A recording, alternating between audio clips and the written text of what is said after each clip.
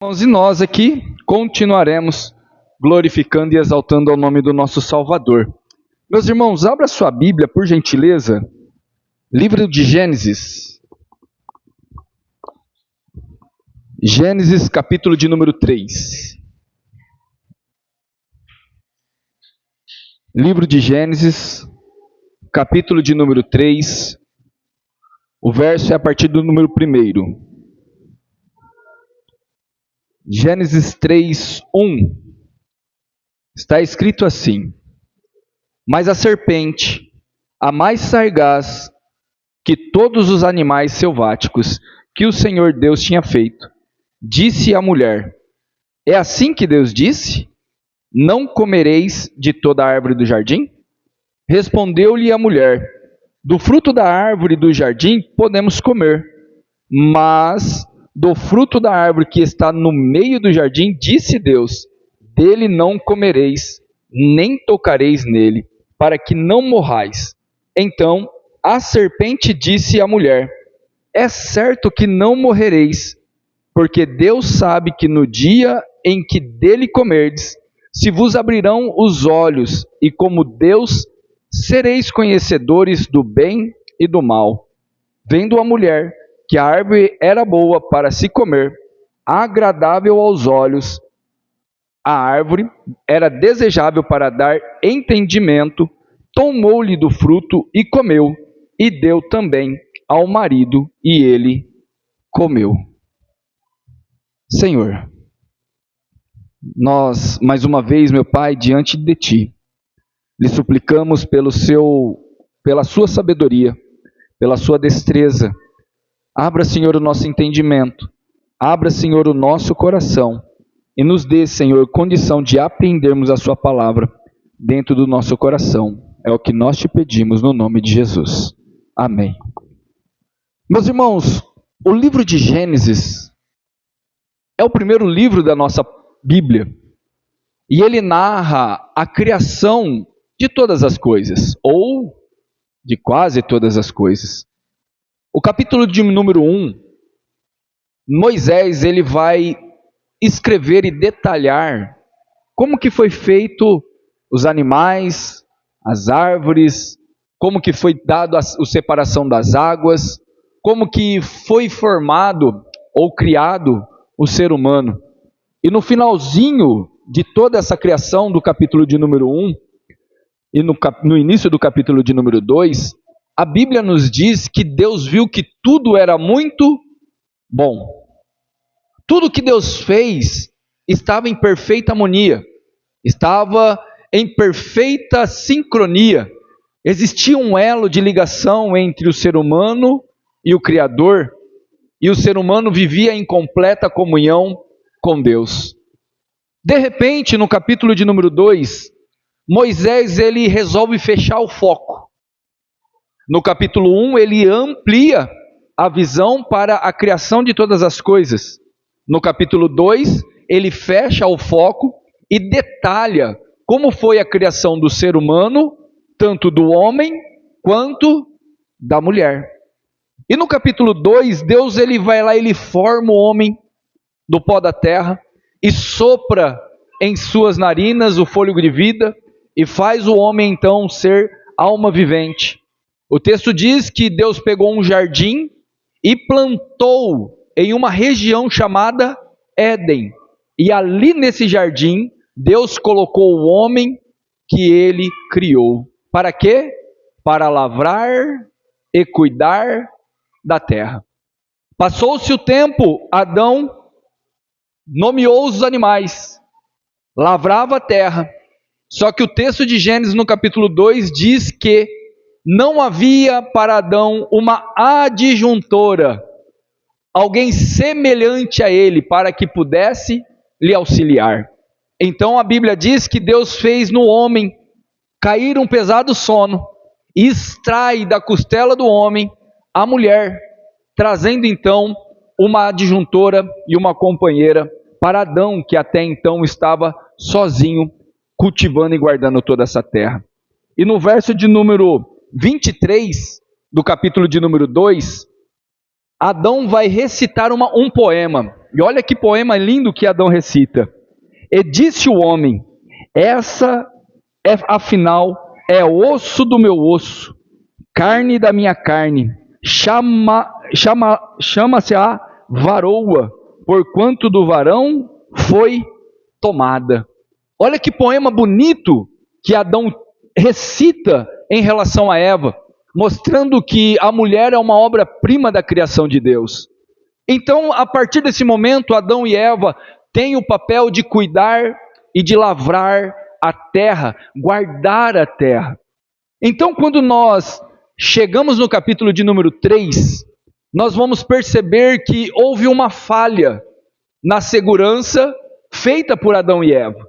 Porque o versículo de número 1 diz o seguinte: mas a serpente, a mais sagaz que todos os animais selváticos que o Senhor Deus tinha feito, disse à mulher: opa, eles estavam guardando o jardim, mas de repente abriram-se uma brecha para ter um diálogo com um ser que até então era inapropriado para poder falar com a mulher.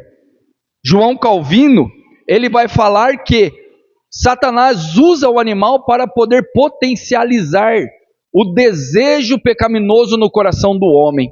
Sendo assim, então, o Satanás, que numa posteriori é revelado como a antiga serpente. Se você for lá no livro do Apocalipse, no capítulo de número 12, o verso de número 9, vai mostrar com muita clareza que Satanás é a antiga serpente. É a que fez, que induziu, que seduziu o homem e a mulher para que entrasse o pecado na terra. Nesse sentido, então, esse texto ele é extremamente importante para que eu e você entendamos aonde foi que entrou o pecado dentro da terra. Todavia, o texto continua dizendo: e disse a mulher: e é assim que Deus disse, não comereis de toda a árvore do jardim? Notem que a serpente ela é astuta e ela vai usar de uma artimanha para distorcer a palavra do Senhor.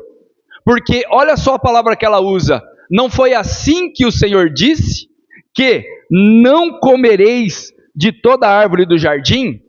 Mas a pergunta que nós devemos de fazer é: foi isso que Deus disse? Se nós olharmos no versículo de número 16 do capítulo de número 2, olha só o que Deus disse verdadeiramente. E o Senhor Deus lhe deu esta ordem: de toda a árvore do jardim comereis livremente. Notem que Deus não proibiu o ser humano de participar das árvores do jardim. Poderia comer livremente, mas Satanás veio distorcendo a palavra do Senhor. Desde aí, ele já começa a tirar do contexto aquilo que o Senhor falou. Notem que o pecado, ele começa quando nós não entendemos verdadeiramente a ordem de Deus. Quando nós ouvimos a ordem de Deus e somos enganados pela conversa alheia, nós damos lados para começarmos uma carreira de pecado.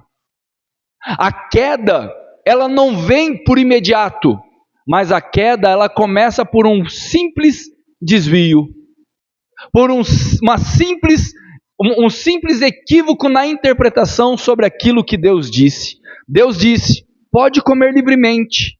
Só que Satanás fala o quê? Não comereis de toda a árvore do jardim. Só que notem, na resposta de Eva, quem recebeu a ordem de Deus? Foi Satanás? Não. Quem recebeu a ordem de Deus foi Adão e Eva. Como que Adão e Eva deveriam de responder? Conforme Deus disse. Mas olha só como que Eva responde essa pergunta de Satanás. Satanás então fala para ela: assim disse Deus, não comereis de toda a árvore do jardim. Respondeu-lhe a mulher: do fruto das árvores do jardim podemos comer, mas do fruto da árvore que está no meio do jardim, disse Deus dela não comereis e nem tocareis. E nem tocareis nela, para que não morrais. Notem que Eva também não responde da maneira correta. Porque Deus disse, olha só o verso de número 9, do capítulo 2. Do solo fez o Senhor Deus brotar toda sorte de árvore agradável à vista e boa para alimento, e também a árvore da vida no meio do jardim, e a árvore do conhecimento do bem e do mal. E no verso 17, Deus dá a advertência: mas da árvore do conhecimento do bem e do mal não tocareis, porque no dia em que dela comeres, certamente morrereis. Notem que Satanás, ele faz uma pergunta: se você comer, você vai morrer? Porque Deus falou que não é para comer de nenhuma árvore. A mulher, em vez de responder conforme Deus deu a ordem, ela omite uma verdade. Ela omite a liberdade concedida por Deus, porque ela fala assim: a gente pode comer, exceto da árvore que está no meio do jardim. E Deus não disse que não poderia comer da árvore que está no meio. Você leu aqui comigo que Deus falou: da árvore do meio você pode comer. A única árvore que vocês não podem comer é do conhecimento do bem e do mal. Eva omite a ordem de Deus. E o que acontece com isso? Abre-se uma brecha maior. Aí ela vai acrescentar algo que não está na palavra. Porque Deus disse o quê? Não comereis. E Eva acrescentou: não tocareis. Olha só o texto. Mas do fruto da árvore que está do meio do jardim, disse Deus: dela não comereis, nem tocareis nela, para que não morrais. Deus não disse que não era para tocar. Deus disse que não era para comer. Notem que são pequenas coisas que foram acontecendo que trouxe uma grande devastação no meio do mundo. O que eu e você temos que fazer no nosso dia a dia é sermos fiéis à palavra do Senhor, é sermos fiéis às ordenanças de nosso Salvador, e de não acrescentarmos e de nem omitirmos aquilo que nós conhecemos em relação ao nosso Salvador. É aqui que nós vemos a importância de poder, de entender a palavra do Senhor. É aqui que nós vemos a importância de valorizarmos os nossos cultos de quarta-feira, de valorizarmos os nossos cultos de domingo, porque quando nós nos reunimos como igreja, nós nos assentamos para aprender a palavra do Senhor, nós nos assentamos para sermos exortados e corrigidos pelo nosso Salvador. Sabe para quê? Para nós não cairmos no mesmo erro que Adão e Eva caíram. Notem que Eva fala: certamente, porque se dela comeres, certamente morrereis. Mas olha a resposta de Satanás no versículo de número 4. Então a serpente disse à mulher: é certo que não morrereis. Olha só como que Satanás é astuto. Ele é ardiloso, ele é estratégico, ele coloca dúvida e usa distorção da palavra do Senhor. E nesse trecho aqui, Satanás ele confronta diretamente uma palavra do nosso próprio Deus. Notem comigo o verso de número 17 do capítulo de número 2. Mas da árvore do conhecimento do bem e do mal não comerás. Não comerás, porque no dia em que dela comeres, certamente morrerás. A palavra aqui, certamente, é uma palavra fiel, é uma palavra acima de um voto, porque a palavra dita aqui, além de ser uma palavra de convicção, ela foi dita pelo próprio Deus. Deus disse: se comer, morre. O que Satanás disse? Morre nada. E não é isso que nós vemos em muitos contextos da nossa cristandade, aonde pessoas acham que pode andar segundo o desejo da sua carne, que não haverá consequência. Deus disse que aquele que não se arrepender já está condenado. Deus disse que se nós não andarmos as pisaduras de Cristo Jesus, não temos parte com Ele. Deus disse que nós precisamos amar uns aos outros. Deus disse todas essas coisas. Mas a mente humana luta contra os desejos divinos. A mente humana, ela não está alinhada com os desejos divinos, e é por isso que existe uma guerra entre o espírito e a carne, entre os desejos de fazer a vontade de Deus e os desejos de fazer a vontade da carne. No capítulo de número 16 do Evangelho de Mateus, Jesus ele começa a ser confrontado por várias classes de elite da religião judaica. No capítulo 16 você vê os fariseus e os saduceus, logo nos primeiros versículos, pedindo para Deus, para Jesus um sinal, para que ele provasse que ele é o Messias. Aí Jesus olha para eles e fala: uma geração incrédula me pede um sinal, só que o único sinal que eu deixarei para vocês é o sinal do profeta Jonas, que morreu e ao terceiro dia ressuscitou. Quando nós falamos de Jonas, nós usamos até essa ilustração para falar com as nossas crianças, né? Porque o peixe foi lá e engoliu Jonas, e contamos até uma historinha bonita em relação a isso. Porém, quando nós olhamos no contexto imediato, principalmente na tradição judaica, você vai ver que a história de Jonas, ela é a história da ressurreição do Messias. Porque Jonas morreu, ficou 3 dias mortos, e ao terceiro dia voltou à vida. Isso daí é a representação e o maior sinal que Jesus prometeu para os escribas e fariseus. Logo depois dessa discussão, os discípulos começam a ficar perto de Jesus, e Jesus diz o seguinte para eles: olha, não se contamine com o fermento dos fariseus. E os discípulos ouviram a própria palavra do Senhor e distorceram, interpretaram as palavras de Jesus ao seu próprio conhecimento, porque eles falavam assim: Jesus está falando de pão? Por que nós não devemos de nos contaminar com o fermento? Notem que no capítulo 15 de Mateus, Jesus tinha acabado de fazer a segunda multiplicação de pães. Ele multiplicou muitos pães sem precisar de fermento algum. Aí Jesus olha para eles e fala assim: ô meus filhos, vocês não estão entendendo que eu não estou falando de pão, não estou falando de massa, eu estou falando da falsa doutrina que eles estão tentando colocar no meio do meu povo. Não se contamine com o fermento, que só traz divisão. Depois disso daí, você vai ver o texto que Jesus pergunta para eles o seguinte: o que dizem os homens ser o Filho de Deus?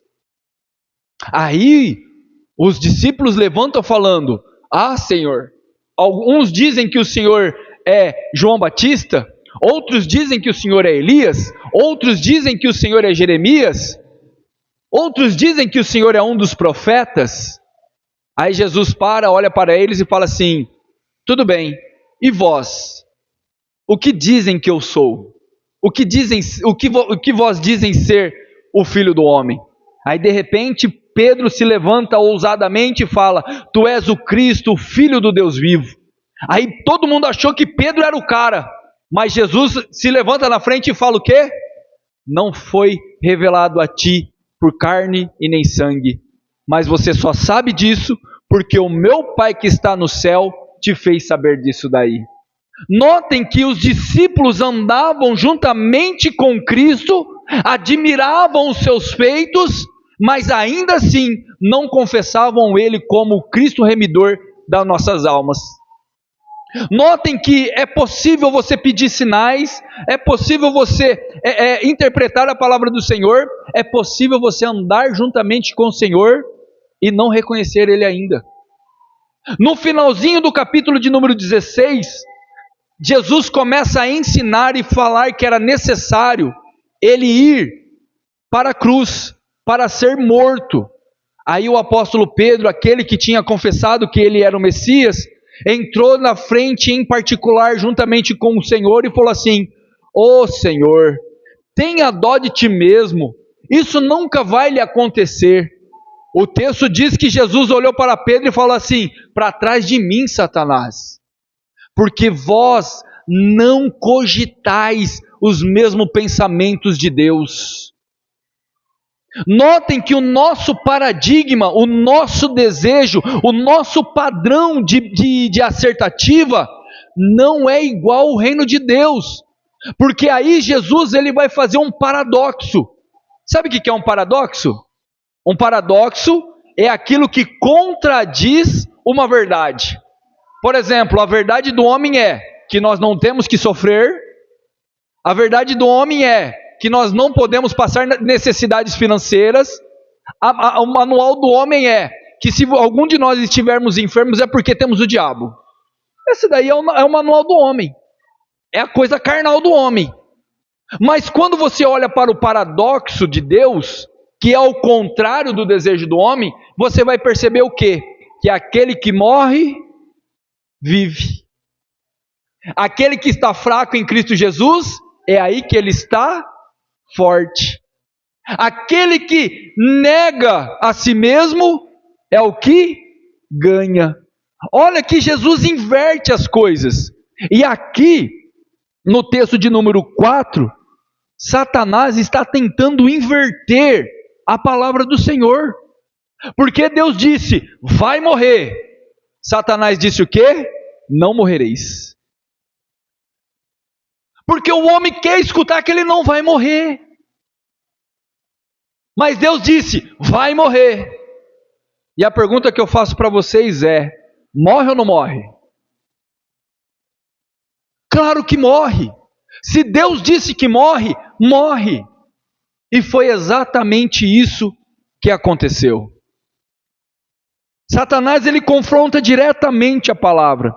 E no verso de número 5, diz assim: porque Deus sabe, olha o que Satanás disse, porque Deus sabe que no dia em que dele comerdes, se vos abrirão os olhos, e como Deus sereis conhecedores do bem e do mal. O que Satanás fez aqui agora? Apelou para a lei moral do homem. Satanás ele apela para o desejo da carne do homem, para a independência do homem. Notem que a expressão hebraica aqui é Ken Elohim,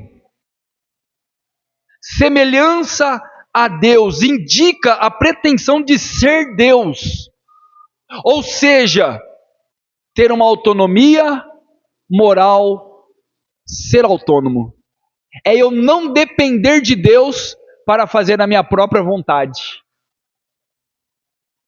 Você está vendo aonde que está o pecado? O pecado não está na hora que Eva insere o fruto, mas o pecado está quando ela tem o desejo de ser o seu próprio Deus. Quando eu e você pecamos hoje, é como se nós estivéssemos dizendo, se eu estivesse no lugar de Eva, eu comeria o fruto também. Quando eu e você não fugimos da aparência do mal, é como se eu e você estivéssemos dizendo, se eu e você estivéssemos naquele momento com diálogo com a serpente, eu e você também seríamos enganados. Olha só como que Satanás ele mexe no âmago da pessoa. Ela pega na vaidade da pessoa. E olha só o versículo de número 6. Vai explicar isso daqui muito certinho. Vendo a mulher que a árvore era boa para se comer, agradável aos olhos, e a árvore desejável para o entendimento, tomou-lhe o fruto e comeu, e deu também para o marido, e ele comeu. Jesus disse que a candeia dos olhos é o que ilumina o corpo. Se seus olhos forem bons, todo o seu corpo será luz. Mas se seus olhos forem maus, todo o seu corpo será trevas. Tiago, ele vai explicar com muito mais clareza essa situação aqui. Abra lá, no livro de Tiago, na carta que Tiago escreve, capítulo de número 1, o versículo de número 13.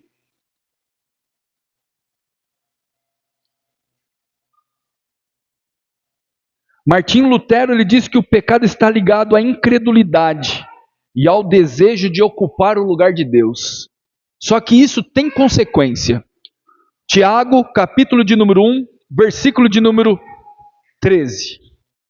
Ninguém, ao ser tentado, diga: sou tentado por Deus, porque Deus não pode ser tentado pelo mal, e Ele mesmo a ninguém tenta.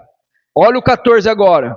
Ao contrário, cada um é tentado pela sua própria cobiça.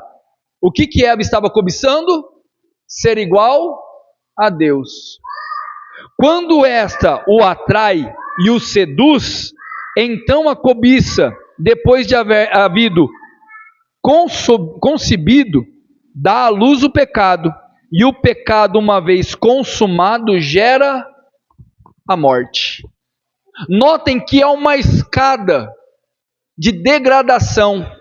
Quando eu distorço a palavra do Senhor, quando eu omito ou interpreto ela mal, quando eu caio na minha própria sedução, quando eu faço a minha própria vontade, eu dou à luz o pecado e o pecado gera em mim a morte. Notem que esse estado aqui era o nosso estado, irmãos. O estado que Adão e Eva se encontram era o nosso estado quando eu e você estávamos no primeiro Adão, no velho Adão. Porque depois dessa situação aqui, o pecado entrou no mundo. Porque Adão e Eva participou do pecado. E Deus, ele não conhece o pecado inserindo. Deus, ele conhece o pecado de fora para dentro. Ou desculpa, de dentro para fora. Deus conhece o pecado de fora, de dentro para fora. E nós conhecemos o pecado de fora para dentro. Porque Adão e Eva inseriram o pecado dentro de si. E depois que Deus expulsa Adão e Eva do jardim, dá a sentença para o homem, dá a sentença para a mulher, dá a sentença para Satanás, e promete que um pisaria a sua cabeça, Deus promete um remidor. Que haveria um que nasceria da semente, que viria da mulher e pisaria a cabeça da serpente para trazer remissão a todos aqueles que confessarem Ele como Salvador. O homem, então, a partir daquele momento, já não é mais semelhança, e mais imagem e semelhança de Deus. Porque se você vê a próxima citação da genealogia no capítulo de número 3, você vai observar que a genealogia começa por Adão. E a partir de Adão, todos que nascem à semelhança de Adão. Por isso nós somos geração adâmica. E o pecado que estava dentro de Adão e Eva, de alguma maneira miraculosa, ela foi transferida de geração em geração. Por isso que todos que nasceram até hoje, nasceram debaixo do pecado. Por isso que todos pecaram e destituídos estão da glória de Deus. Pode ser uma criança, pode ser um adulto, todos nasceram debaixo do pecado. A geração inteira foi contaminada e foi condenada a uma eternidade de condenação por causa da entrada do pecado na humanidade. Sendo então, na plenitude do tempo, Sendo então, no momento estabelecido por Deus, nós temos um Salvador, que é Deus, que se fez carne, habitou entre nós, e nós vimos a sua glória, a glória como o unigênito do Pai. Nós vimos o nosso Senhor e Salvador Jesus Cristo andar no meio dessa rua, mas talvez você possa até me questionar e falar assim: Senhor, pastor, eu não vi, mas você já leu o Evangelho? Você já ouviu falar do sacrifício de Cristo Jesus? É aí que entra a graça, é aí que entra a fé, e é aí que entra o entendimento daquela palavra que Jesus Cristo disse a Tomé, porque Jesus tinha ressuscitado, e apareceu a Maria e aos discípulos, mas Tomé não tinha visto. Aí Tomé falou assim: enquanto eu não ver ele, e não tocar na sua mão, e não tocar do seu lado, eu não crereis. Aí de repente os discípulos estão no cenáculo, e Jesus atravessa a parede e aparece no meio deles, e diz: paz seja convosco. E olha então para Tomé e fala: e aí Tomé, tudo bem? Tomé assusta.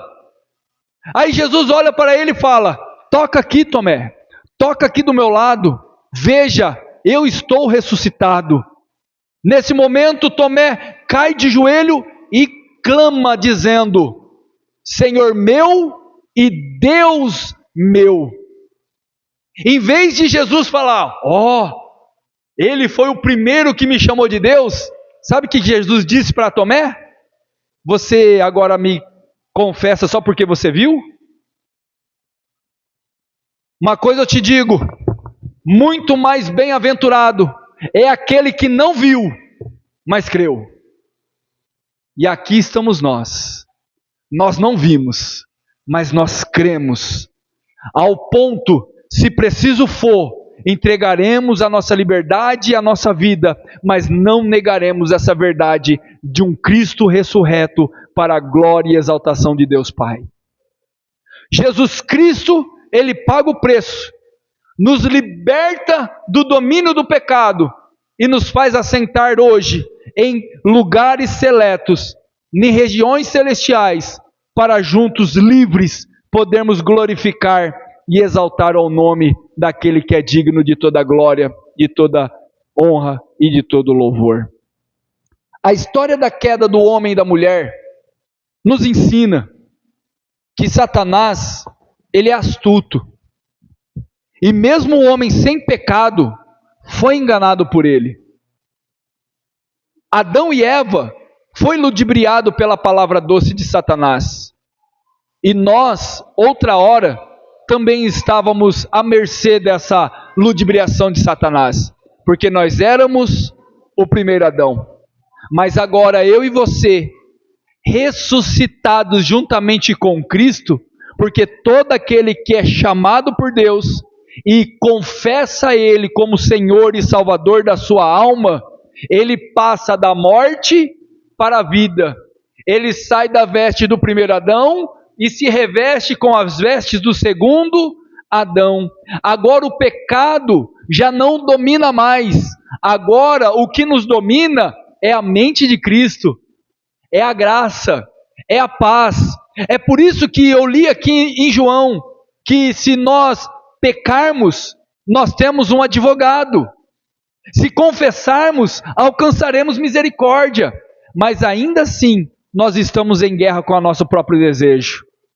Naquele grande e glorioso dia, esse corpo que ainda vive em guerra, esse corpo que ainda é abatido pela enfermidade, esse corpo que ainda é fustigado pelo calor do sol e pelo cansaço do trabalho, naquele grande e glorioso dia, será transformado em um corpo incorruptível, em um corpo glorioso, à semelhança de nosso Salvador Jesus Cristo. Por isso, meus irmãos, vale a pena resistir à tentação, vale a pena fugir da aparência do mal, vale a pena servir a Cristo Jesus, porque ainda que morremos nessa terra, contudo em Cristo Jesus viveremos, porque ainda que esteja morto, viverás. Essa é a promessa de nosso Salvador. para todos aqueles que creem nele. Por isso, meus irmãos, essa história da queda, a hamartia, nos ensina que nós não devemos mais de errar o alvo, porque a palavra pecado, hamartia, significa errar o alvo. Hoje eu e você temos um alvo, e esse alvo se chama Jesus Cristo. Está em aflição? Olhe para o alto, porque é de lá que vem o nosso socorro. Está em angústia? Espera no Senhor, porque Ele é o nosso consolador. Ele nos prometeu: estou convosco todos os dias até a consumação do século. Porque depois da consumação do século, é nós que estaremos juntamente com Ele. Por enquanto é Ele que está conosco.